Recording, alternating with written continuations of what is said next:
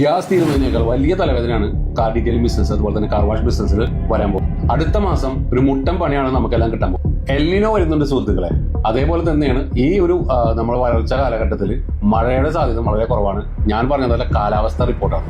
അപ്പോൾ നിലവിലുള്ള ഈ സാഹചര്യത്തിൽ നമ്മൾ കുറച്ച് പ്രിക്കോഷൻസ് എടുത്തില്ലെങ്കിൽ നല്ല മുട്ടൻ പണിയാണ് കിട്ടാൻ പോകുന്നത്. പ്രത്യേകിച്ച് നമ്മൾ ഷോപ്പ് പൂട്ടിടേണ്ടി വരും. നമ്മൾ ഏറ്റവും വലിയ ഇന്ധനമാണ് വെള്ളം എന്നല്ലേ, ജലം എന്നല്ലേ. ഇത് നമ്മൾ അമൂല്യമായതുകൊണ്ട് തന്നെ വളരെ സൂക്ഷിച്ച് ഉപയോഗിക്കണം. ഞാൻ കുറച്ച് ടിപ്സുകൾ പറഞ്ഞുതരാം. ആദ്യം നിങ്ങൾ ചെയ്യേണ്ടത് റീസൈക്ലിംഗ് യൂണിറ്റ് ഇൻസ്റ്റാൾ ചെയ്യാൻ 70 to 80% വാട്ടർ നിങ്ങൾക്ക് സേവ് ചെയ്യാം. ഹൈ പ്രഷർ വാഷർ യൂസ് ചെയ്യുക. എന്തുകൊണ്ടാണെന്ന് വെച്ചാൽ LPM കുറയുക. 8 മുതൽ 15 LPM വരുന്നത് വാഷറുകൾ നിങ്ങൾ യൂസ് ചെയ്യുക.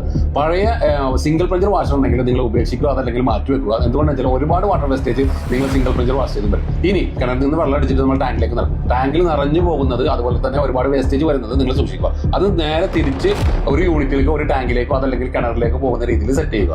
പിന്നീട് ചെയ്യേണ്ടതെന്ന് വെച്ചാൽ ഹാർവെസ്റ്റിംഗ് ആണ്. നിലവിൽ കിട്ടുന്ന വെള്ളമായിക്കോട്ടെ അതല്ലെങ്കിൽ മഴ ആയിക്കോട്ടെ എന്ത് തന്നെ ആയിക്കഴിഞ്ഞാൽ വേറെ സ്റ്റോറേജിൽ നിങ്ങൾ സൂക്ഷിക്കുക.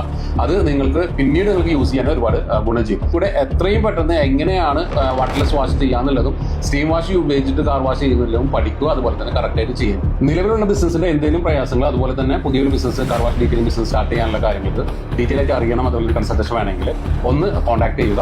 പേഴ്സണൽ ആയിട്ടുള്ള ടൈം നിങ്ങൾക്ക് തരുന്നതാണ്. ഓക്കെ, ഫോളോ ചെയ്യുക. ഈ നല്ല ഒരു ഇൻഫർമേഷൻ നിങ്ങൾ ഷെയർ ചെയ്യുക. Thank you.